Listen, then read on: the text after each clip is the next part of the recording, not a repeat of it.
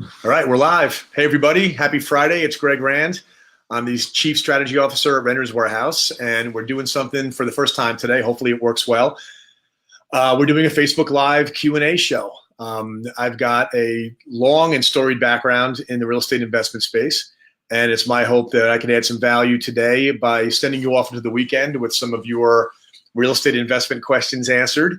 I'll give you a little background. People are starting to show up here, which is cool. So what we're going to ask you to do is to put your question, brief question, and your phone number in the comments because we're going to call you. I don't know if you've ever seen Gary Vaynerchuk's show, Ask Gary V, but he pioneered some really cool techniques that we are shamelessly stealing and borrowing. He wouldn't mind. So we'll call you on the speakerphone and you can ask the question live and I'll do my best to answer it. To give you a little idea of why you can ask me and feel like you might get some interesting and valuable information back. I've been in the real estate business for going on 30 years now, 29 years. So my whole adult life and half my childhood, my mom was in the real estate business. So I worked with her when I was a kid. But I had a lot of opportunity throughout those years in different roles that I played to work with some really senior level and a lot of entrepreneur level investors. And I learned at the knee of a real serious creative commercial real estate investment guy named Paul Adler, who's going to join this broadcast one of these weeks when I give him enough notice. And he was an adaptive reuse turnaround specialist at taking properties and envisioning what they could be. And I was able to learn a ton from working with him and from working with alongside him with a lot of his clients to see what they did right and what they did wrong. All right.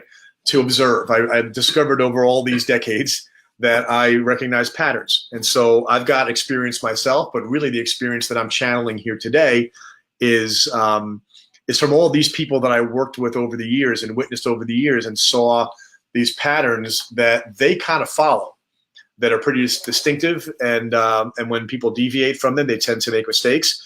And so 10 years ago, after having a couple of decades of experience in commercial and residential real estate up in New York, we launched this company called Own America. And that company was dedicated to Wall Street and professional investors in the single family market.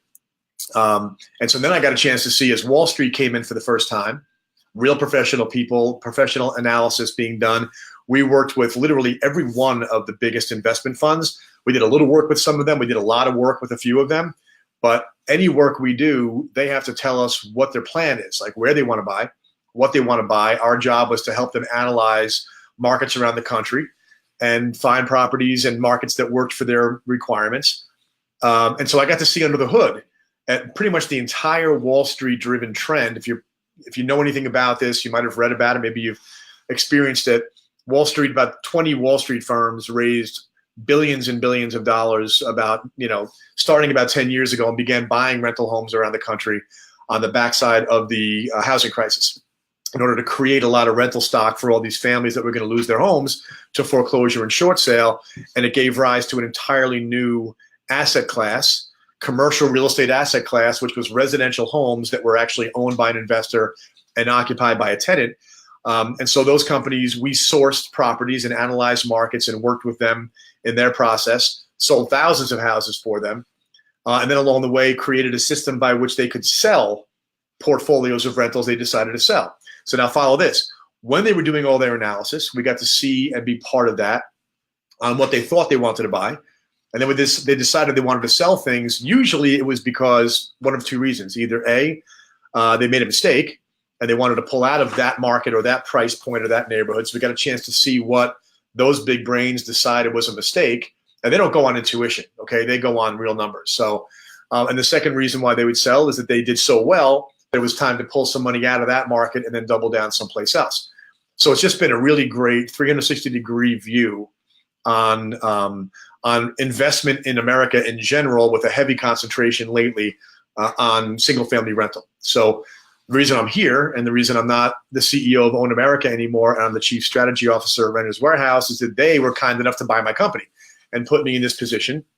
And what I love about that is that my passion has always really been with small investors.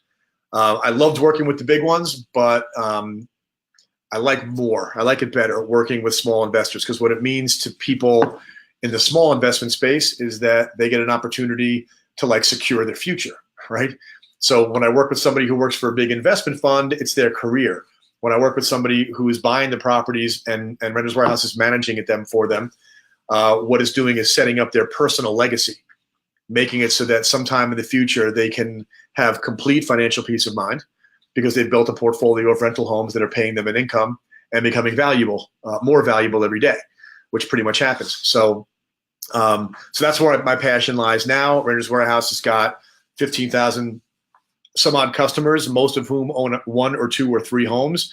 And we're bringing the best of what we learned on the big scale to everybody, so that more and more and more people can basically avail themselves of the power of this asset class. That's the idea.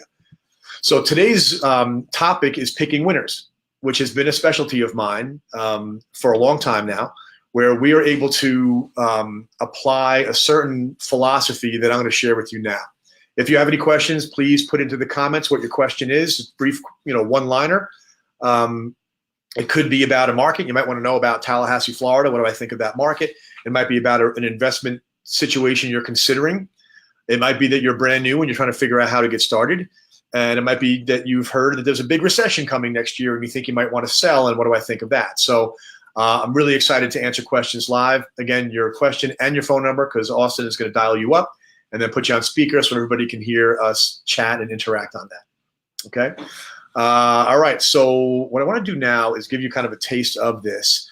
I'm using some new software here, so bear with me, because I'm going to show my screen and I'm going to make myself small and I'm going to make these slides big. Okay. So I think it's really, really helpful to see the real estate market in context. A lot of people don't understand that if you don't see the real estate market standing way back, if you're not standing on the moon looking at the market, you're going to miss the trending. And so what I always do is focus on what the long-term trending is and what it tells me about what might be coming in the future, and then what's happening now that might be changing that trajectory, right? So this is a really interesting chart that shows you the last 50 years home prices in America, all right? And what you see here is a long period from 1968 all the way through 2003, where it is an incredibly steady, gradual trajectory up, okay? You got a couple of flat points here in the early 80s and a flat point over here in the early 90s. And what's interesting is that a lot of people will talk about these as the real estate crash of 1981. It was a real estate crash for the real estate business because interest rates went to 18%. There were lines to buy gas. It was a bad economy. And the business of real estate had a lot of trouble, but the market of real estate didn't. It just flattened out a little bit. All right. And I've had arguments with like very experienced people in the real estate business. Says, no, I lived through it. It was a bloodbath. It was terrible. It was a bloodbath for your company, your industry. It was a bloodbath for the industry, for the asset class, and the numbers don't lie. Again, early 90s. Oh, what a bloodbath. Not really, a flattening out. But then you have the ski jump. Right, this was the housing boom that started off reasonable and then got unreasonable. And then what you see is the housing bust. And what's really interesting about that is that as soon as the bust met the line, and follow my arrow here, you see where it deviated, you see where it came back to, right? Isn't that interesting? So we've got Democrats and Republicans, wartime, peacetime, high rates, low rates, good economy, bad economy, cats and dogs, doesn't matter. The housing market chugs along until the human intervention of the early 2000s, where they wanted to spur on home ownership and they loosened up all the lending standards. And a lot of people who could afford a $300,000 house got a $400,000 blank check from the bank, and off they went and spent $400,000. It drove prices up artificially. And the housing market said, no. It mauled everybody. I use the term maul because it's kind of funny. If you've ever seen the movie The Revenant, you know Revenant, that's Leo DiCaprio. There's a scene where he gets beaten up by a grizzly bear. And I mean like beaten up, stomped on, bit, his head chomped on. It's like 11 minutes long, this scene. And the bear actually takes a break for a while in the middle. Remember that? The bear takes a little break and then goes back to chewing on him a little bit and scratching him up. That's what the housing market did to all of us. And then it went back to where it wanted to go. Now, are we a little bit high right now? Has the market gone up too high? Maybe. All right. But I don't see any reason why it would plummet because none of the circumstances that created this bubble last time are actually happening now. All right. But I want to go into individual markets. These are charts that come off of the Renters Warehouse marketplace, which is available at renterswarehouse.com for free. All right. You can go there anytime you want, open a free account. You can put properties in there that you want to analyze, that either you own and you want to see what they're worth and how they perform. You can put properties in that you're thinking about buying. You can create a fantasy portfolio. We took all the analytics and the data that we learned how to, we really got mastery around this data. We learned how to use it and how to visualize it, and then built what is going to feel a little bit like a video game for you if you're a real estate junkie like me, okay? You go in, you put a property in, you're then able to go in and see market data, price performance, and this is the money chart right here. This shows you 20 years of a specific county in America. The blue line, just to go back a second, see that big line here? This is the blue line for the whole country. If I go to 20 years, that is the blue line here as well, only the last 20 years though. So you can see the boom, the bust, the recovery, and then you see the state of Georgia is the black line. Then you see the green line, which is the county of Fulton. And what we do when we try to pick winners is we want to get a feel for two things in the market. There are two things that when you combine them, they become ROI, return on investment. And it's the yield on the property. So how much money you make in profit when you collect your rents and pay your expenses. That profit compared to how much money you put in is your yield. So if I paid $100,000 for a property and I made $6,000 in profit after all expenses in that year, I made a 6% yield, right? But that's not where it ends, because then you have to figure out, well, how much did the property appreciate, right? If it became worth $103,000 the second year, I made $3,000 in equity and I made $6,000, so I had a 9% ROI in that year. And the power of those two things together is really why your uncle, who you witnessed make a whole bunch of money in real estate, the reason why he did that, or your grandma, the reason why they made so much money in real estate is because of the combination of making a yield, generating income along the way, combined with the property becoming more valuable every year. And nationally, properties became 3.44% more valuable every year on average for the last 20 years. And that's with the boom and the bust all baked in. So what I always find really fascinating here is that because what we witnessed at the end of, with the housing boom and bust and then the recovery is the market fought its way back, right? That was the whole idea. When I witnessed this and we were right in the middle of it all, what happened was it got knocked over and then it fought its way back right to where it kind of wanted to be all along. So watch my line right here. Let's see, I'm checking. We have any questions coming in? Hey, we got some people checking in. That's cool. We got a good sized group watching today. So thank you for being here. I did this on Friday, by the way, on purpose because I'm cheating a little bit. I'm hoping that the way you feel on Friday is like really good because like the week's going to end. You're going to go have some fun this weekend with friends and family. I'm thinking maybe you're trying to kill some time at the end of your week and I'm going to help you do that. And then maybe some of that good, warm, fuzzy feeling you have about Friday rubs off on us and you look forward to the Rent Estate Live broadcast every Friday at 3 o'clock. You are permitted to mix a margarita while you watch the show if you want to. I don't think anybody would mind. I certainly wouldn't. So back to real estate. So the green line, look at the blue line. When this begins to deviate from the trend line, what I do is I start in the beginning of this line and I split the peak and the trough, split the high part of the curve with the low part of the curve, and then carry that forward. And what it shows me is the market is just about caught up. The recovery nationally is just about caught up. If I go to the county of Fulton, and you see a very gradual and definite trend line in the first third of this chart, and then it catapults down, and then it fights its way back. But if again you begin here in the beginning, split that peak and trough, carry the line forward, it's right there. The markets are like basically totally recovered. You know what? Let's give Noel a call. I see Noel is a person who wants to ask a question. So let's take our first question in a moment. But what I'm going to do is I'm going to bounce through a couple of markets. Take a look at this. Again, split the peak and trough, see where it ended up. Let's take a look at Tampa. Green line. Big party, big hangover, and then recovery. Start here, split peak and trough, and it caught right back up again. Okay, so the question is it going to keep going up at that pace? My answer, probably not. It's probably going to level off. I think it's found its way back to where it wants it to be, and now it's going to level off. I think that's great. All right, Tampa, is he ready to go? Let's dial him up. So here's Noel. Noel, we'll find out where Noel is from in a second. He can ask his question. Hello. Hey, what's up, Noel? You got to mute your computer while we do this. How are you? How's it going? I'm good. Good. Where are you calling from? I'm calling from Colorado. Awesome. I love Colorado. So what is your question? So my question is, what is your opinion on investing in what would be considered a high-cost market, or in areas where it's lower yields but higher cost properties that might be maybe a safer long-term investment as opposed to a higher yield or riskier investment? Yeah, I love that question, and here's why. A lot of people, professional investors included, think it's all about buying the yield, meaning it's all about buying the income, and a lot of times it's because they don't have a real reasonable way of judging how the appreciation is going to go going forward. But when you see a high-price market, what you're seeing is a market that has won, right? A market that has succeeded. And our philosophy here is that where you invest is much more important than what you buy once you invest there.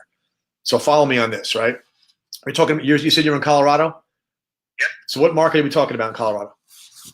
Denver, for example. Okay, so as we talk, I'm going to go and pull up Denver on our site real quick here. Bear with me because this is where it gets real specific. So Denver is a phenomenal real estate market. We picked Denver as a winner in my book. I wrote a book. Just I'm not plugging it because I don't care if anybody buys it, but 2009 crash boom, because we believed the housing market was going to come back, and we picked some winning markets in that book, and Denver was one of them. And so I'm pulling Denver up right now, and I want to show you that same chart. Again, this is all free on the website for anybody who wants to use it. So here's the price performance in Denver. So back in 2011, I went on TV and predicted this market was going to take off. That was right here. So I'm not bragging about that, but I want you to know that I kind of know what I'm talking about. And it was all based upon this. So Denver was chugging along, and then all of a sudden Denver began to take off. It almost didn't participate in the housing crisis. So where is more important than what? My philosophy is spend the energy focusing on where you want to buy, right? The house is the instrument through which you make the investment, but the investment is Denver. That's the thing you're buying. I mean, literally, it's not a figurative philosophical thing. You're buying a piece of Denver, and the single family home is the basic unit that you buy if you want to own more Denver, right? So if you bought Denver here, in 2011, you caught it right before a really precipitous increase in price. So the question becomes, what is happening or has been happening in Denver for the last 10 years that's been good and has caused people to want to go there? And you can't just say weed because that just happened a couple of years ago. So you live near there? Tell me what it's been like. How long ago did you move there, first of all, Noel? Well, I grew up in Colorado, but I moved there just about 5 years ago. But it's been blowing up, especially in the tech scene. Interesting. Why did you go? Population has just gone insane, the amount of population. And why do you think that is? For you and your friends, why did you move there? The mountains. Because of the mountains, right? And so the lifestyle, and so the fresh air, right? Do you know a lot of transplants that did like what you did? Oh, absolutely. And was that their driving reason also? Yeah, to get into more of the open areas, to have more job opportunities, less urban, more I don't want to necessarily say suburban, but just nicer areas. Yeah, well, that's one of the things. So if you're thinking about Denver, here's what I see in Denver. I see a new trend line established, and if you look real close, it's just starting to. It went steep like a bullet, not real steep, not crazy steep, and then it started to level off a little bit. And I think what you're looking at, if I take my same analysis, establish my trend line, going historical, and just peak and trough there's barely a peak and trough here. Which, by the way, important to note, Denver didn't fall for the housing crisis.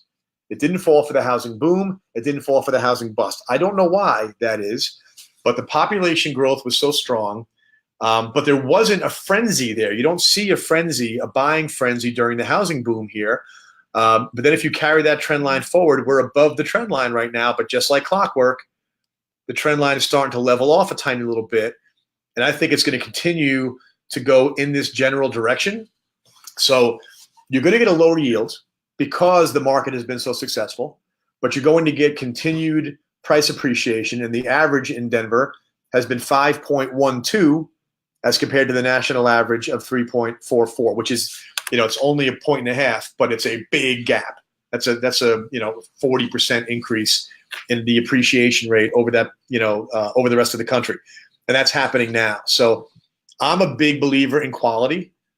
And what you're seeing here is a market that is high quality. And the yields in Denver, like this is actually a portfolio that we have on the site.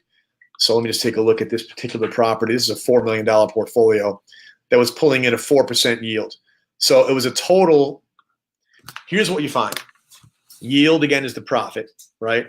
Appreciation is the increase in equity in the property by getting more valuable. When you add them together, it's basically the country is like a 9. And so when you see anything better than a 9, you're doing fine. If you see something better than a 10, you found a real winner. And these things play off each other. So usually when the yield is lower, it's because the prices have gone higher. And because the rents haven't kept up, the yield gets pushed down, but simultaneously the values are going up. And so they interchange. You can go to Cleveland and you're going to see like a 7.75% yield and a 1.5% appreciation rate. And these things balance themselves out. Okay. Anything else? No? Nope, that's great. Well, maybe some of the other markets like Colorado Springs and some different opportunities in the area. Well, I think Colorado Springs is actually I'm glad you asked that question. I actually know we have something in there as well. Let me just pull up Colorado Springs really quick. And I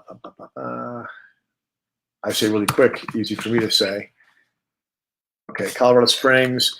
I think, a lot of the Wall Street folks have asked us recently to show them markets where that haven't popped yet. Like if Denver popped, Denver's great, but is there anything nearby that hasn't popped yet that shares similar fundamentals, but is not already off the charts? Okay, and I show you Colorado Springs. The average is 4% instead of 5%. The green line shows a very, very similar thing to what Denver did, all right? But it didn't take off as steep. And so my question is what's been happening in Denver likely to rub off on Colorado Springs or Fort Collins or some other place that's kind of a satellite city outside of Denver? My guess on that is that, yes, that will happen. I think you're seeing the beginnings of a steeper growth curve in Colorado Springs. Same fundamentals. It's in the foothills, outdoor lifestyle, healthy lifestyle. And by the way, I made the joke about marijuana.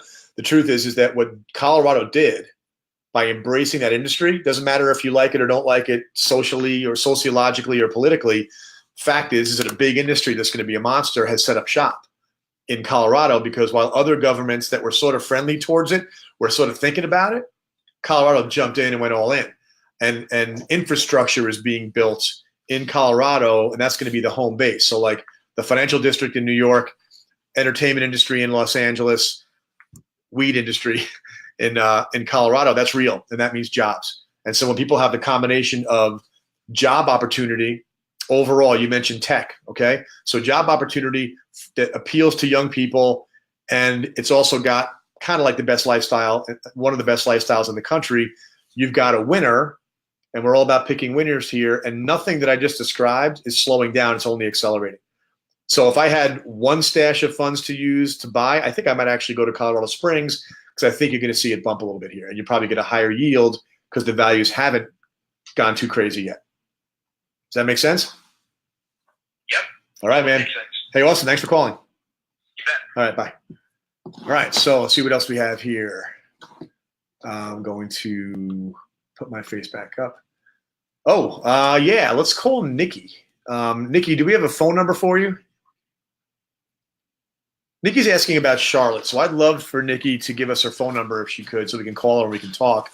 But let me pull Charlotte up for you and discuss it. I live in Charlotte. We're up here in Mooresville right now, and I'm buying in Charlotte. All of our Wall Street clients are buying in Charlotte. And do we have Nikki's phone number? All right. This is fun. Hello. Hi, Nikki. It's Greg Rand. How are you? Doing well, thank you. Thank you. Thanks for giving us your phone number to call you. We promise we won't bother you after today. So you asked about Charlotte. What's your question? Just in general? Yeah, I was just wondering if you can do the same analysis for Charlotte, North Carolina, as you just did for the Atlanta area, the Fulton County. Yep, Fulton County. Okay, I got to try to find Fulton County. But Charlotte is Mecklenburg Charlotte, County. Mecklenburg. Yeah, I have Mecklenburg, and we could probably find somebody in the room here. Maybe could put together a Fulton County. But yeah, I'm part of that trend. Are you born and raised in Charlotte? I'm from North Carolina, but I currently live in Maryland. Okay, so I'm one of those New Yorkers that are crowding everybody out down here. So sorry about that. Okay. I've been trying to shut the door behind me, but people keep seeing how much fun I'm having on Facebook. Yeah, so Charlotte is one of the big southern cities that is just on a roll right now. And it's based upon, the whole roll it's been on has been based upon jobs coming in from the expensive, high-density markets in the Northeast and the upper Midwest. That's been going on for decades, so you know that. The financial industry has set up shop. There's an announcement every week or so in Charlotte of a new company moving in and bringing in 300 jobs, 200 jobs, 150 jobs. Amazon just got approval not long ago for a 2,500 job distribution center, which is great, which means that two things. One, 2,500 jobs, usually jobs, where people are going to make between $40,000 and $65,000. So a lot of renters in that group. It also means that I'm going to be able to get things delivered to my house same day, which is wonderful for me. And so the question is this. Now, here's the data, all right? So the blue, every time this chart comes up, you're going to see the blue line looks a little bit different. Oh, wait, I got to show that. Hang on a second. I'm not showing my screen. Here it is. The blue line looks a little different because it rescales the chart. So if, in the case of Charlotte, it was much more of a gradual thing, and it was starting out at, it was lower price. So the curve looks more dramatic, but it is the same data points. Charlotte's the green line. So Charlotte had a little bit of a party during the housing boom. As you can see, it had a hangover on the way back, and then it's been taken off, and it's been going up. And so same analysis here. If I draw my line across the trend line and carry it forward, I'm a little bit above. So the question is it going to melt down? My answer to that is no, because the only reason, even during the meltdown, it barely melted down. But there is no indicator of anything that's a bubble in Charlotte right now. You just got a lot of demand that the people are moving in. I'm looking out the window here, and I see traffic in both directions. Okay, I'd say I feel responsible for that as a New Yorker. But we're buying in Charlotte. I'll give you a little tip. When we go into so Charlotte's a winner. The whole Southeast U.S. is a winner. Charlotte's a winner. But where are there other drivers of demand that are making it go even stronger? And what pockets around Charlotte is that happening? I found a town called Belmont, which I had never heard of before, because Belmont had a train station, light rail train station being contemplated that would get people in like 15 minutes from the train station into uptown Charlotte, where all the high rises are. And I read that. I started paying attention closely to that. That's also when I found out that Belmont's about a 6-minute drive, a 10-minute drive from where Amazon's facility is going to be. So big check in the box of an Amazon economics driver, a check in the box of it being attached to Charlotte, but now it's going to be the easiest commute. I talked about traffic, right? There's no traffic on the train tracks. So the easiest commute from outside of Charlotte into the high-rise office buildings in Charlotte is going to be right in Belmont. So I'm buying in Belmont this year.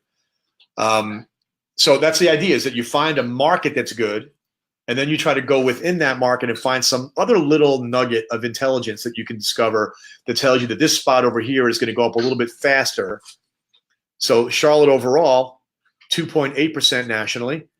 I'm sorry, 2.8% average over the last 20 years. We're nationally 3.4. So Charlotte has not performed as well as the rest of the country. I think that's going to change. That's why I'm buying, and I think Belmont's going to be one of the places that probably winds up seeing 4.5% to 5% appreciation over the next, most of a decade, because it's going to become the most popular suburb outside of Charlotte. Oh, okay. Does that make sense? Yes, it does. Could you mind sharing what you're thinking about doing? Are you considering making an investment down here? Yes, I am. Awesome. Well, that leads me to I have to tell you, Renters Warehouse, when they bought Own America, my company, Renters Warehouse is a property management company. My company was a real estate investment platform. We are now together, and we're America's first real estate investment company, where we can help you identify the properties in the markets like I'm talking about here, show you the properties, sell you the properties, and then manage the properties for you. So if you live in I think you said Maryland, right? Yes. We can manage the property for you, meaning we can get the tenants in there, we can collect the rents for you, we can send you the checks, we can do the accounting, and basically handle the maintenance requests when somebody has something that breaks in the house. So anybody like you who wants to invest someplace different than where you live, we're here for you. Sounds good. Okay, anything else? No, I just have to say I currently use Renters Warehouse here in Maryland for a rental. Great. And I've been very satisfied. Wonderful. I think I'm second year of the contract, and I've been happy with the service. That's awesome. Well, thanks for saying so. Okay. Okay, have a great day. Thank you. Take care. That's fun. We got more coming through. All right, so if we got more questions, just keep bringing them in. I'm going to keep showing you more of these slides until we get the next. We got the next one coming in. Okay. Oh, Nashville. Awesome.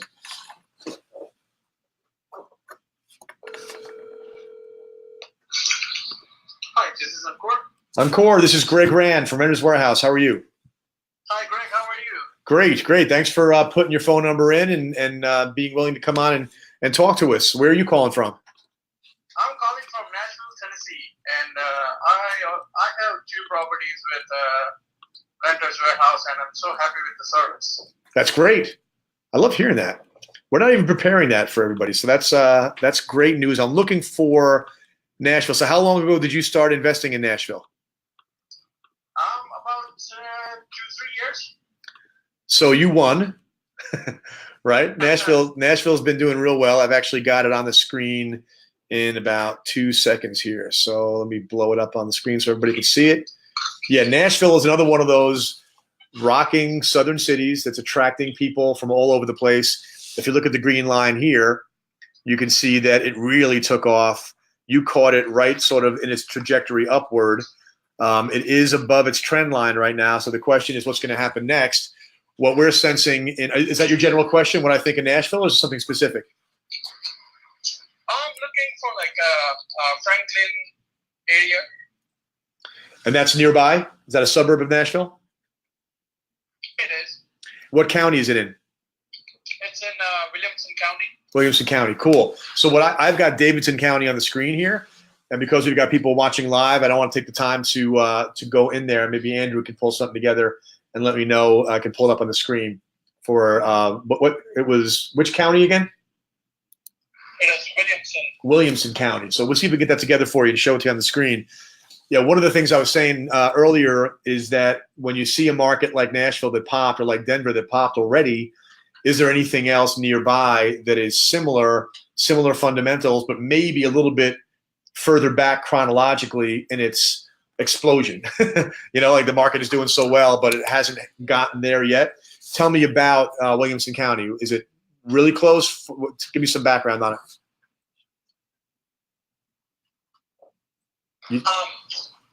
So you're asking me?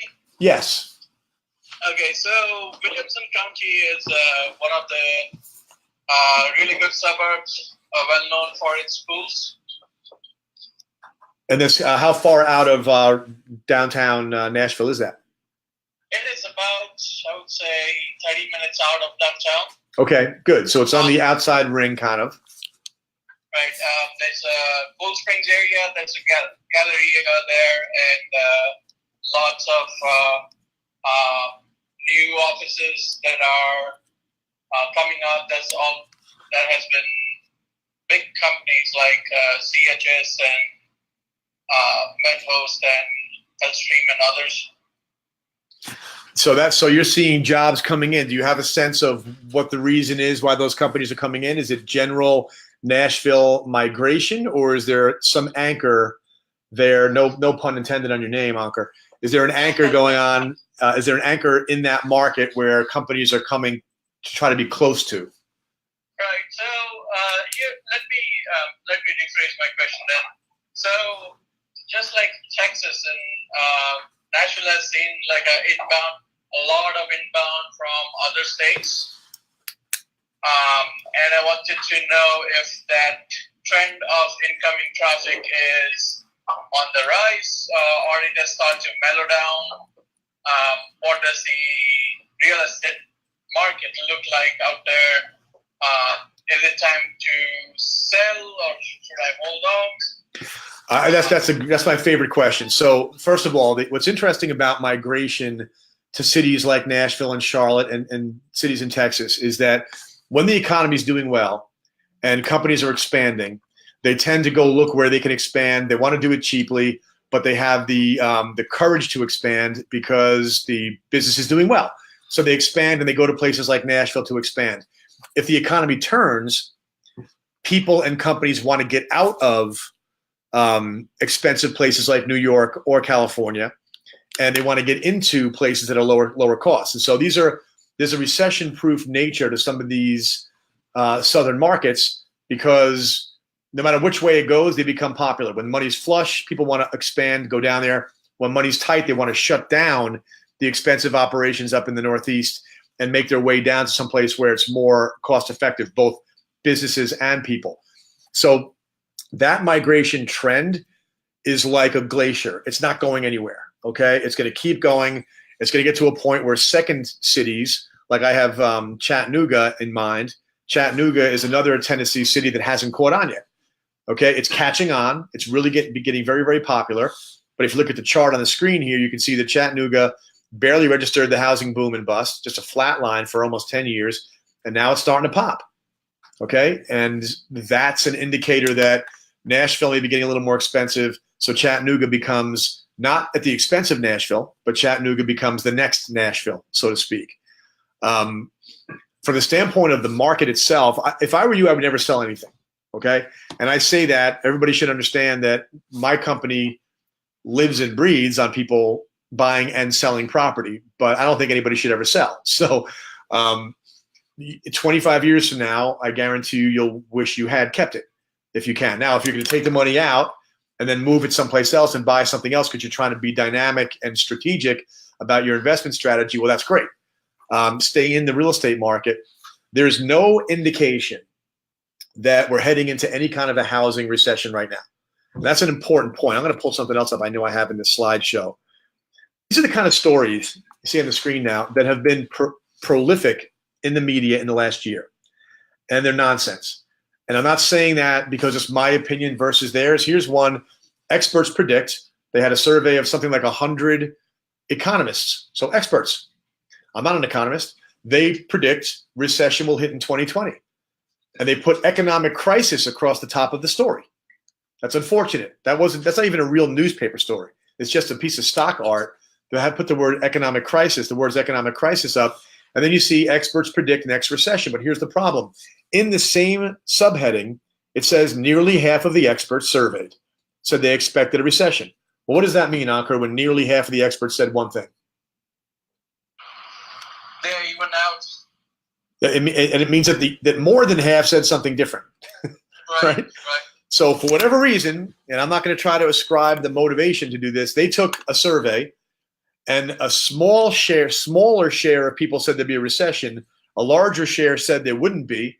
And they ran the story that experts predict. So they found some experts that predicted it, even though more experts predicted there wouldn't be a recession in 2020. That gave rise to stories like this. Here's a story in the Business Insider. Americans stopped buying homes in 2018. That's not true. They've got an image on the screen here of a building collapsing, obviously trying to conjure up an image of a real estate collapse. It's really irresponsible. And what I want to make sure that anybody who can hear my voice knows is that you can't trust what you get from media when it comes to the housing market. You just can't trust it. These stories are wonderful examples. If you did a Google search for Zillow Recession 2020, you'll see 40 pages of results. Every media outlet in the world ran that story, and that story, again, says it right in their own subheading. That story was based upon a preconceived conclusion that their research did not support, and yet they ran the story anyway. So people are trying to figure out, is now the time to sell, and they're being impacted by stories like this. So when you're looking to invest, learn how to read the stats yourself. Find what sources you can identify that are reliable, right? Like I'm the guy who, if I see the market going poorly, I'm going to tell you, all right? It's important to me to be right. I've had a good track record of being right. And if I see something on the horizon that says it is time to get out, even if it's against my best interest, I'm going to tell everybody what I think, okay? So you can follow me. You can decide if you think that there are folks who will say, like when I ran a story like this on LinkedIn, people said, oh, you always think everything's going to be good. Well, I don't always think things are going to be good. I think they're going to be good for the foreseeable future because I know how to read the data. And I definitely don't believe people who look to try to create sensationalized nonsense like this. So don't sell if you think it's because the market's going to crash, because it's not. Does that make sense? Makes sense. Thank you. Okay, thank you. Appreciate it. Have a great weekend. You too. Bye. All right, so as we get the next caller teed up here, I want to show you guys the next article. This was from something called the Street Report. I don't even know who they are, but they got my email. So I get an email every morning with a bunch of articles, and their top headline was Fed could double rates. Now, I saw that. I said, what are you talking about? So I went to the article, and I couldn't find it later. They obviously found their error, and they took it down. But here's what the article said. The headline, Fed could double rates. The article actually said that the Fed stated that they were considering raising rates 2 times. So raising rates 2 times turned into 2 times. Like instead of doing it twice, they thought that that meant they were going to double them, increase the rates by 2 times, which is like the worst misanalysis of housing data that I've ever seen in my life, and yet it ran. Okay, so I put this out there because we're doing this Facebook Live every week so that we can share our understanding of the housing market. We've got really, really good data and information and experience that tells us what to do. All of our Wall Street clients that have the same data that I have are buying. Okay, they're buying as fast as they can.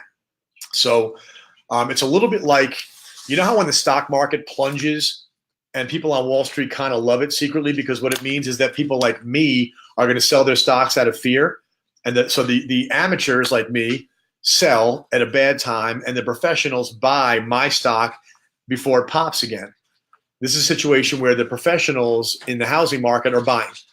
Now, you can't wake up in a cold sweat at 2 a.m. and sell your real estate portfolio, right? Cooler heads tend to prevail in real estate. But we've been treated to a year's worth of analysis where the market cooling off a little bit because it was a little bit too hot is being characterized as the beginning of a meltdown. And it's nonsense. It's not going to happen. Okay. So I say buy and never sell, accumulate and build a portfolio.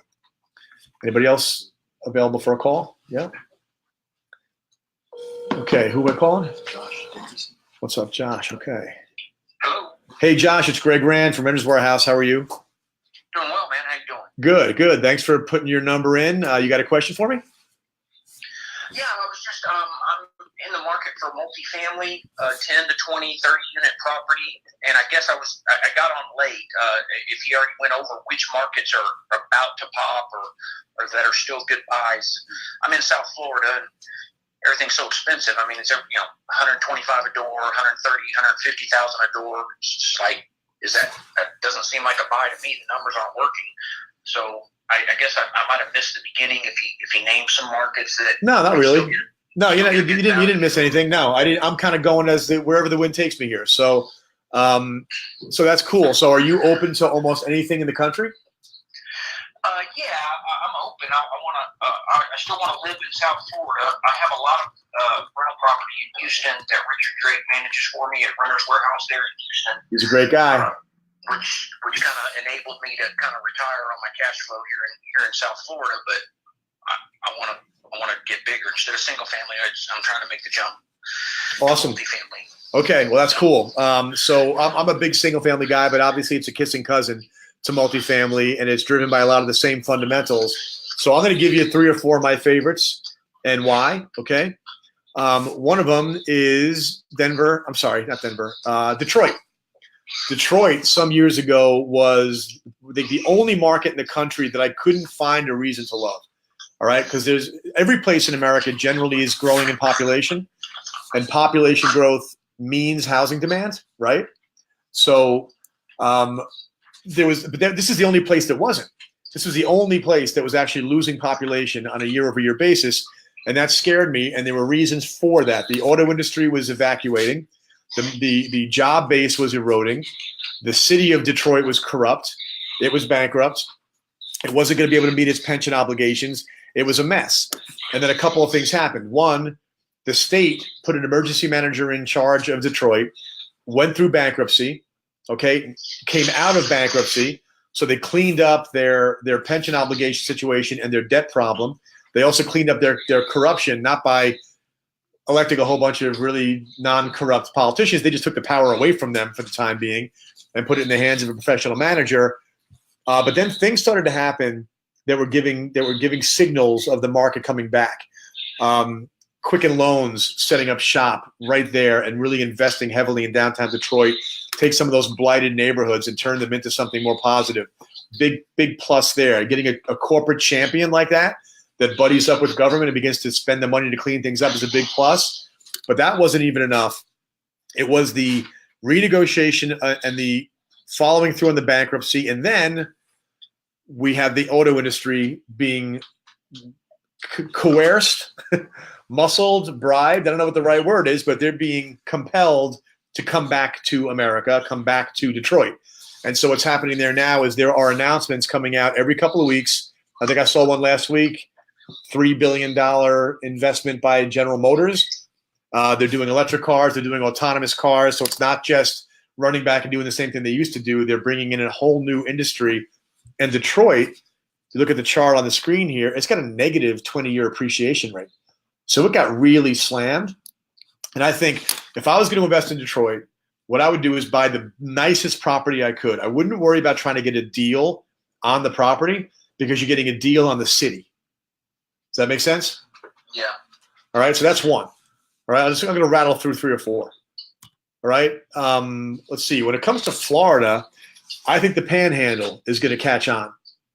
The Panhandle has done a very good job, along with the Alabama coast, of not letting anybody in the Northeast even know it's there. Like they literally intentionally are trying to keep a well-kept secret, but the secret is gradually getting out.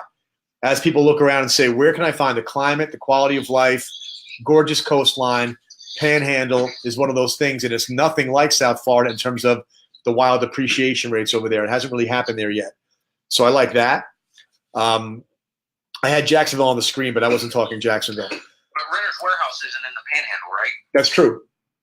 I'm sorry. We do have a Tallahassee office, but Oh, you do? Okay. yeah, I'm just talking in general terms. If I was going to, I should be thinking in terms of the places where we are. That probably makes sense, right?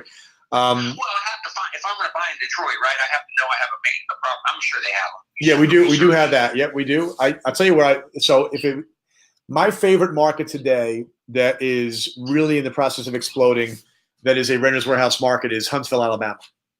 Huntsville, it's relatable to Detroit in that the auto industry has been there. Mercedes went in there 20-something years ago, set up an anchor for the auto industry, but then a couple of years ago, Mazda and Toyota announced a joint venture to put a big factory in Huntsville. So Huntsville is a place where most people have barely heard of it. It's just a nice southern town, small tier town. Birmingham is strong. Montgomery is strong, but I specifically like Huntsville because there's, like I said, the state is a winner. Alabama is kind of like 20 years behind Georgia and North Carolina in terms of catching on as a major southern city, and Tennessee, right? So it's the last one. Maybe Mississippi is coming up behind it. So I love that. And again, I would go in and look at that as, you can find something. Are you the kind of guy that wants to fix up a beat up piece of property? It's hard being not there. If I'm going to do a big value play, then you feel like you got to be hands on and be there. But I'm not opposed to it necessarily. It just has to be the right fit. But I would look more for like a hybrid that has a little bit of upside on value and a good yield. That's not a total demo, total redo. But that's where the big people are making the big money. I mean, I get it. So yeah, just looking for the right deal. It's so many factors. Houston's been so good to me, but man, it's top of the market right now. There's no deals to be had in Houston. I still think it's a great market. Well, what's funny about Houston? So I've got Huntsville on the screen here, so I'll hit that one more quick time just to get – Huntsville's yields are going to be good because the prices are low. Huntsville is a flat line. Like It's a 1.5% annual appreciation rate going back 20 years. It is not popped yet. It's going to pop in the future. So I'm going to look back here 5 years from now, and we're going to see this chart accelerating upwards. But I'll tell you something about Houston that I thought was. I went down and visited with Rich. We actually made it. If you go to our YouTube channel, it's the Own America YouTube channel. Is that what we call it? It's Random Real Estate. Okay, Randon Real Estate YouTube channel. We did a show that we call Real Estate Road Trip, where I actually go there.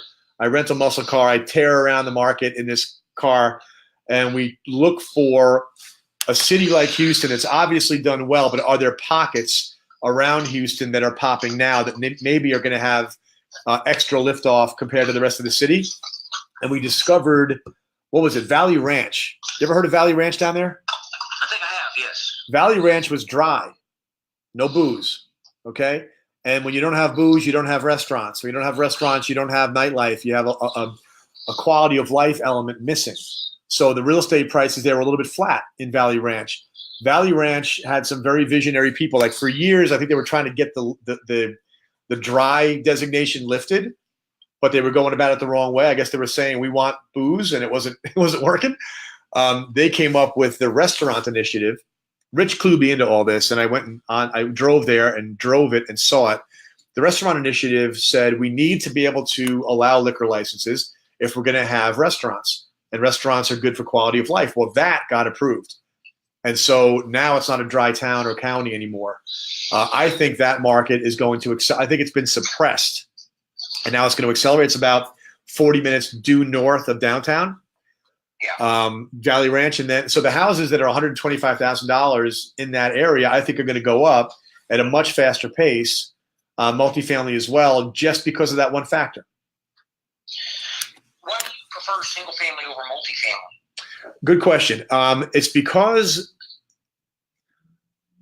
if you own multifamily, there's two major things. If you own multifamily and you decide that you want to free up some of your capital, you got to sell the whole building, all or none. So if I put $1 million into a multifamily building versus $1 million into single family, I could decide I need to send my kid to college. I may have a big tax bill I have to pay. I may see some other opportunity I want to take advantage of. I can peel off 1 or 2 units out of my single family portfolio, take that capital and do what I want with it. I can't do it with the multifamily. So that's one thing. It's just the guy though just now that said never sell. Is that you on the? Yeah, that was me. But I'm saying if you need to, because I have condos for both of my kids' college funds. So when they go to college in a couple of years, I may sell the property to follow through on the plan. I may not. I may hang on to it. But that Or you investment, just cash out, refinance, and then it's just a loan. There's no tax implication that's true. on the asset. That's true. Well, who's teaching who now, man? What's going on here? I'm supposed to be the expert. Kidding. No, it's good stuff. Right now, with like a dozen single-family properties in Houston, I'm refinancing because interest rates just dropped. I'm gonna be able to pull out $250,000 tax free. Yep. And my payment is not going to be that much more, about $800 a month more. But I got that sitting in the bank, ready to jump on like a deal in Huntsville. Yeah, that's great. So yeah, you could cash out, refi a multifamily building also. The other thing that I like about single family, I appreciate you bringing that point up, because you're right. We want to give the well-rounded advice here, and that is, if you want the capital, need it, you can refinance and pull it out. The other thing is that there's something really pure about single family in that it is, I consider it to be the base unit of investment through which you take a position in the town. So if you wanted to buy Huntsville, Alabama, buying a house and buying multifamily anchors you there. But with multifamily, if there's some time in the future where you think it's the right time to sell, you decide you do want to sell it, you got to find somebody who thinks it's the right time to buy. And it might be that for reasons related to not just pure population growth, but something else might be going on where it might be harder to find a buyer of the multifamily. Where single family, the buyers of 80% of the houses in America, 8 out of 10 purchases every year are home buyers.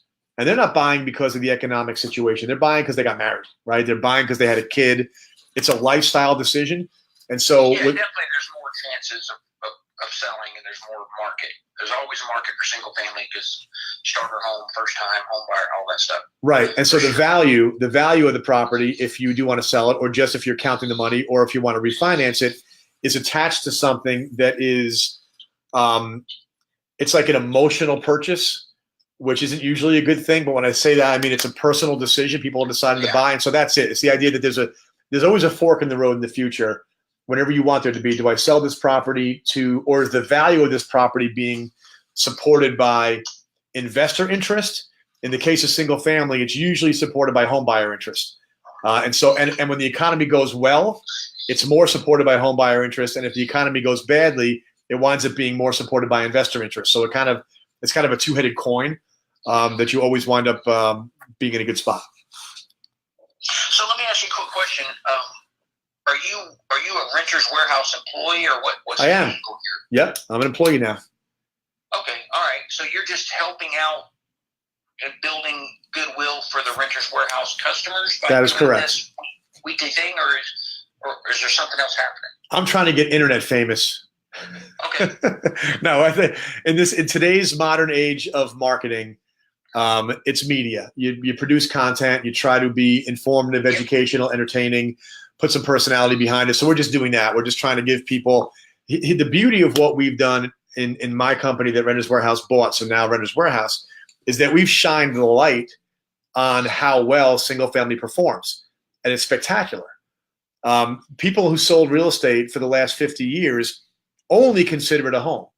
So the industry that would have been the one to reveal the true nature of this asset class just never did it, never cared to. Realtors, I mean, right? They never treated this thing as an asset class. That's a new idea. We're right in the middle of it. We've been up to our ears in this whole trend for 10 years now. And we're trying to just kind of show people the truth about how well it performs. And we know that lots and lots of people out there kind of know it intuitively. Now we're going to show them with the numbers and the charts, but now we also have the ability to manage it for them because I couldn't do that before. So one company helping you do the research, understand the nature of the asset class, helping you execute on your acquisition program, and then handling all the management for decades into the future. That's a first of its kind of thing. So we're just looking to share the word. Yeah, no, that's a great thing. Single family's been great to me. I'm thankful I started doing it 20 years ago when nobody was talking about it either, or I wouldn't be sitting down here in the Florida Keys looking at the ocean right now. So it's been a blessing, but I didn't know if as Renters Warehouse is growing, is there going to be a segment or portion of it where they will help you find your next asset, almost like I guess that'd be kind of like a real estate agency or something. Yeah, that's it. That's my division. That's what I'm doing here. So we have trained and certified all of our real estate agents, and we're adding new ones every day to the roster. We've created a new category of real estate agent, which is an investment advisor in real estate. And so the experience that's happening today, and it's going to get really good over the summer when some new web features come on, is that you hear a show like this. You go to the website, you start doing your research, you start playing around, you create fantasy portfolios, you begin to learn about the markets that you're interested in and learn about other markets. Then you make contact with one of our advisors. They sit down with you, talk about what's your plan. You want to be on the beach? How many years until that day comes? Let's help you do it with single family real estate. We then show you property, sell you property, and then manage it for you. That's the whole thing. So that's happening. Literally, that went live like 2 weeks ago. Well, yeah, man, in that top market you mentioned, I mean, if you've got somebody at the Renters Warehouse office in Huntsville, Alabama that can start bird dogging and looking, even a fourplex I would be interested in, but more so the mom and pop, the 10, 12, 15 unit that maybe they've sat on it for a while, they're ready to cash out, and you can still get a value, I'm looking. So Okay, good. You know what we'll do is we're going to put you in touch with Nigel, who is our top guy there in Huntsville. I think we just put a 40-unit or $4 million portfolio in contract in Huntsville. We've been preaching on Huntsville a little bit lately, and so we have a lot of traction in the market right now. We got some really good people on the ground, so let's make that happen. There's something on your website. I guess a couple of years ago, Renters Warehouse sent a TV crew out to me in the state. They were blowing that up. They did a little, maybe like a 2-minute thing. Was that right? Here, so you could see who I am or whatever. But I should still be somewhere in the website under the Rent Estate Rock Stars. Okay, like cool. Yeah, let's look that up. But thanks for your time, man. I appreciate the call, and definitely I'll look to hear from Nigel. You got my cell phone, or Richard Drake has my information. Awesome.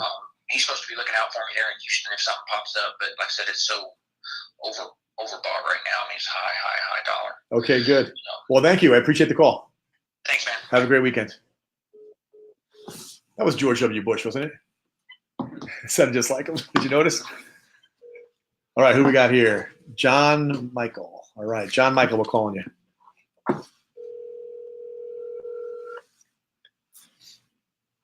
We're at an hour. Hey, John Michael, it's Greg Rand from Renter's Warehouse. How are you? Hey, I'm doing well. How are you? Good, good. Thanks for giving us your number. What's your question? Yeah, actually, it's kind of a small market, but I was wondering if maybe you knew anything about Wilmington, Delaware. Wilmington, Delaware. Let me do a quick look here and see. Do we have any Wilmington, Delaware on the site right now? Give me 1 second. Tell me about what are you thinking? You live in Wilmington? Well, my sister just bought a house, and it's right in the middle of the city, right in downtown, and it was only $75,000. And which you can't really get that in most cities. But the thing is Wilmington never really revitalized from the 90s like most cities did. So they're trying to revamp the area. They have this new thing called Market Street, which is kind of their main street. And they're putting a bunch of new apartments there and condos and getting, trendy restaurants like Starbucks, Panera Bread, and such. And I don't know. I was just wondering if maybe if you knew about it, if you thought it did have a chance to revitalize, or if it's just a waste of time. We are in the process of doing an analysis of Wilmington. They're going to give it to me in a minute, so I'm going to banter with you and just kind of get a feel for your situation, and then in a matter of moments, I will be able to give you some more details on that.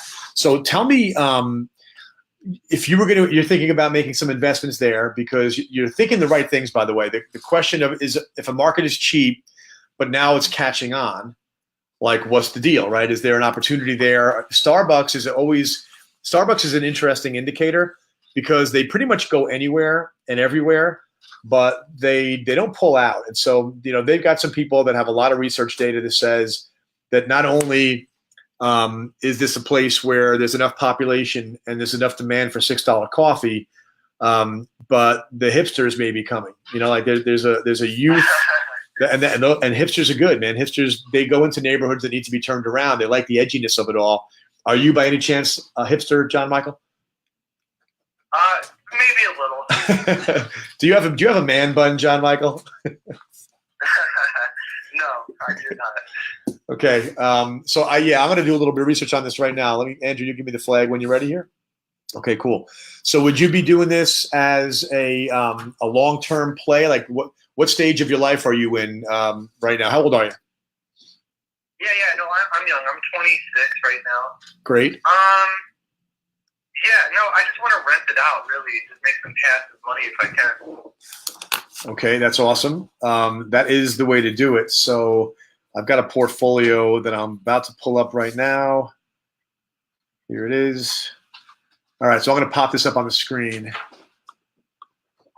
and talk it over with you. So here is, it's showing up as Delaware secondary market, but it is in Wilmington, and I'm going to go to the market data. So what do we see here? Interesting. Okay, so Newcastle County, Delaware. Is that the county that you're talking about? That's right, yeah. Okay. So you see, again, the blue line is the United States. And it's interesting because it kind of, both the state of Delaware and Newcastle County started off really close to where the country started off back in 1998. And it kind of rode a very similar trajectory. It got a little steeper than the rest of the country. And so it had the party, but not as bad of a hangover. Look at that. It didn't come down as deep. Where if you look at where they started, it was very close. You look at where it peaked, it's also pretty close. And then where it troughed is substantially higher than the rest of the country. And so that's an interesting thing. That's the kind of thing that makes you ask, okay, so now what's going on there that made it? There's only a few places in the country that this chart reminds me of, and DC is the big one. So how far away is Wilmington from DC? It's about an hour and a half, but it's really close to Philly. It's 45 minutes and a train ride to Philly. Interesting, because when you start getting into the upper Midwest, the Northeast and the Mid-Atlantic, you've got a lot of big cities that are populating that coastline coming down, or a little bit inland. So New York, Philly, DC. You got Baltimore tucked in there. The smaller cities that are in between the big cities sometimes get elevated and lifted by those big cities, because the big cities are expensive. People and companies want to move a little bit further out. So like a company that moved out of DC or out of Philly might go 45 minutes out, which means now an hour and a half out is commutable to that company. Does that make sense? Oh, absolutely. And And Wilmington is most companies actually have their capital in Wilmington because of the tax rate, as well as a lot of people are moving to the state because people from Pennsylvania, they don't want to pay Pennsylvania's taxes, so they just come right across the border and take the train up. That's really cool. So that's interesting. So there's the two-step, right? So company moves out of a major metro, people can commute a little bit further out. It kind of extends the reach of that metro area. What you've got is DC coming from one direction, Philly coming from the other, and you're right smack in the middle up there. But if it's more advantageous tax-wise, then you got to look at, if you're investing in the market, like I've been saying, right? It's the house is secondary, or the property is secondary to the place. The place is in competition with other places. So how does it stack up, right?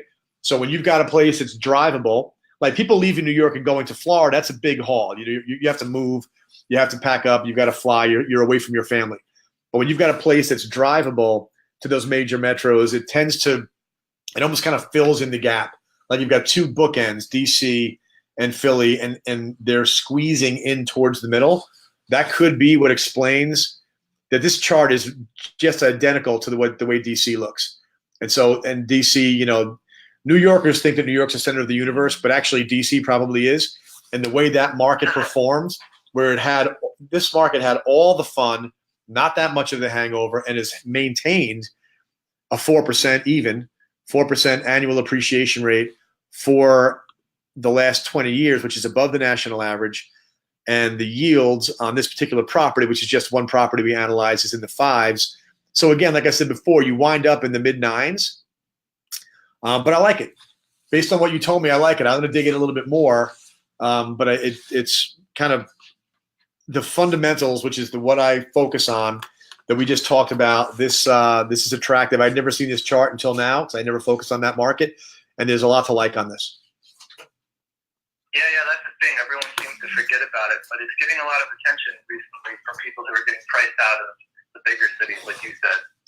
You know what I would do? If you wanted to go and spend some time with your sister and do some hands-on, boots on the ground research, the kind of things you can do is do a Google search. I'm going to do it right now on the screen. I'm going to go to Google, and you could set an alert for the term Wilmington, Delaware approves. Okay, Wilmington, Delaware approves, and you see what shows up. The budget is approved. The city council approved $126 million. That's the budget again. Zoning approves landmark plan to consolidate 5 Wilmington schools. This is where, look at this, Delaware approves $3.4 million in grants in downtown development. When you see a lot of results for approves, what you're seeing is a government that is giving the green light to companies and developers to do things. So read these, right? They will probably have planning board meetings, review board meetings, whatever they call it there, where people who are either elected or appointed get to decide if things are going to get approved. You can show up for those. They can be boring, but if you're a real estate geek and you're getting excited about this, they can be really cool, where you're there. Like when I talked about in Charlotte how there was a train station, I got a whiff of them proposing a train station. So you could do Wilmington, Delaware proposes also. They proposed a train station. I went and found the website for the Belmont Planning Board. I read the minutes of the meetings where they were looking at this and when they were ultimately going to vote on it.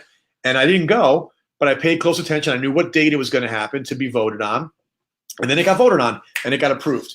So that's the kind of thing that literally nobody's doing, right? I mean, so you're not competing with Wall Street people that have all the best data on what stocks to buy. You're getting a sort of a clued into a market that might be popping. Then you show up, and if you detect that the government is pro-development, that they know they've got something special and they want to try to capitalize on it, and they want to encourage development to make the quaint town get a foodie lifestyle, get cool restaurants, hip restaurants coming in. If they're doing those things, you could be the guy in the room that sees the way the planning board responds to those kinds of proposals, get a sort of human intelligence on what's happening there that can inform your investment decision, and you can be one of a handful of people that actually know it. Does that make sense? Yeah, that's exciting when you put it that way. All right, cool. So when you go do that, keep in touch. All right. My email address is grand@renterswarehouse.com, grand@renterswarehouse.com. Let me know how it goes. I'd be really interested in hearing what your progress is. And if you have any questions, want to run past me specifically, I'm happy to help out. Yeah. Okay. Absolutely. Cool. Anything else? Yeah, I guess I was wondering, maybe, do you know about Water Street Tampa? Water Street, Tampa. I don't know about it. Tell me about it. It's kind of the same thing, except revitalizing downtown in Tampa. It's pretty exciting stuff. A bunch of they're trying to make it like really walkable and get more millennials interested in it. Well, that's interesting. Tampa is a winner. Florida's a winner. Tampa's a winner. And if you find a place within Tampa, I'm looking at the map right now. So Water Street looks like, is it a beat up part of town right now? No. It's right in downtown. They're trying to make it like their version of Broadway. That's how they put it. Okay. And right now, what's there? Well, it's still in their downtown, but the downtown's been kind of dead for a little bit. It's just really been in the last 4 years that they brought it up. They have water, or they have a river walk right next to the river. It's all lit up. Is that next to that stadium, the arena, or next to the arena? Yeah. Yeah, I'm looking at it on the map right now. That's interesting. They have a walk there. Are they going to build on the park that I'm looking at right here? Hold on, let me see. There's a delay. Yeah, no, they're going to keep the park there. Okay. And so they're going to do some development up and around this area here. Is that what you're saying? Yeah. I've heard you talk about how Tampa is really growing because they extended the port. You remember saying that? Yeah, for sure. Do you think, is there any threat, because I don't know anything about this stuff, but if that's really how Tampa grew, is there any threat of Miami expanding their ports also? And then I don't see if that ever happened, why would people want to go under the peninsula into the Gulf? Yeah, so what he's talking about is the Panama Canal expansion. So again, there's a mega trend where the Panama Canal has been around for 100 years, and the ships that could get through the Panama Canal were not as big as the ships that have been built since. Okay, so they call them post-Panamax. So the Panama Canal has a maximum size ship, which is about a third of the size of the ships that are being used now. And so when things came from China, they would land in Long Beach, California, and they would get put on trains and trucks to make their way to the East Coast. So they expanded the Panama Canal. That opened up a couple of years ago.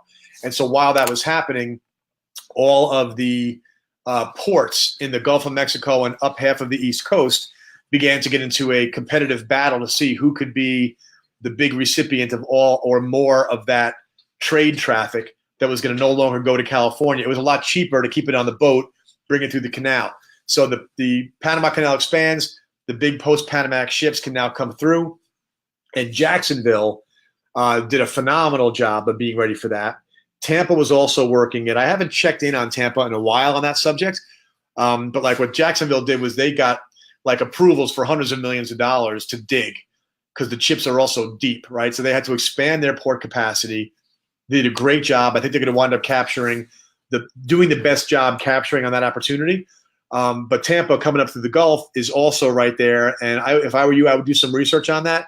I know you're not going to lose port jobs because of the Panama Canal expansion. It's only going to create more port jobs in every one of these ports because there's so many companies shipping from overseas, naturally from the Far East, coming all the way across that they're not all going to go to one place. Miami's going to get their share. New Orleans is going to get their share. Norfolk, Virginia is going to get their share. But I think I know Jacksonville and I think maybe Tampa was looking pretty good. Charleston's going to get a boost out of this also. So there's a lot to like about Tampa. So if you found a place in Tampa that's popping that you can get in on nearby, then you're drilling in. Oh my gosh. No, I love Tampa. There's a plot of land. A plot of land is like probably 10 blocks from a ferry that'll take you to the beach. And there's nothing on it, but it's only $20,000. Really? And I'm like, I should just get that and hold on to it. Well, that's, you know what, if you can get a piece of property that generates income, keep in mind that I like the thought, all right? I like the idea. But the reason why this stuff is such a great investment is you get an income and you get appreciation. And if you buy raw land, you're going to have very low taxes probably because there's no improvements on it. But if you can buy a single family home, walkable to any of that stuff, walkable to that ferry, now you're talking. So, you know, again, you identify a piece of dirt, a place that's going to get extra lift because of all these circumstances, and then buy the nicest house you can afford in that place, then you're going to win. All right? Yeah. All right, man. Hey, thanks. Stay in touch, right? You got my email, grand@renterswarehouse.com. Tell me how it's going. All right, yeah, I appreciate it. All right, thanks for calling. See you. All right, let's do one more. This is Frank. All right. Frank from New York. He called too. Just up next. What's that? Anthony Guerrero. Hello, Hey, is this Frank? this is Frank. It's Greg Rand from Renters Warehouse. How are you? Hey, how you doing, Greg? How are you? I'm doing good. Hey, we got a paisan on the phone. Yeah, sweet though. It's the one thing I miss about New York is my Italian friends. My wife misses St. Patrick's Day and the way they celebrate it, and I miss the paisan. So I'm glad to hear your voice. Yeah, you know what? I'm born and raised here, and I'm not going to say it. If I didn't have kids, I probably wouldn't be here no more. I can't say that for sure, but my kids are older than me. I probably would have cashed out and went someplace that's warm all the time. Where do you live But in New York? I'm in Staten Island. I was going to guess. Yeah, my uncle. Born and raised in Brooklyn. My uncle was the lieutenant of the fire department down in Staten Island, Richie Rand. I'm a retired sergeant from the police department. Do you know the name Richard Rand? You know what? The truth, it sounds very familiar. That's my uncle. Cool, man. Yeah, okay. So what can I do for you? Well, I'm a customer of renters. I have a place in Milwaukee, Great. and I have a place in Davenport, Iowa, and I'm getting a good 8, 9, sometimes 10%, depending upon maintenance of the place in yield. Now I know the appreciation is not like huge, but I'm more of a yield person as long as I'm not losing money with the property. I want to know, should I stay? I was very interested in Huntsville, what you were talking about. Okay. So which market specifically? Was it Milwaukee or Davenport? Milwaukee, yes. Milwaukee. I have a duplex in Milwaukee and then a single family rental in Davenport. Okay, And cool. I'm doing well with them. I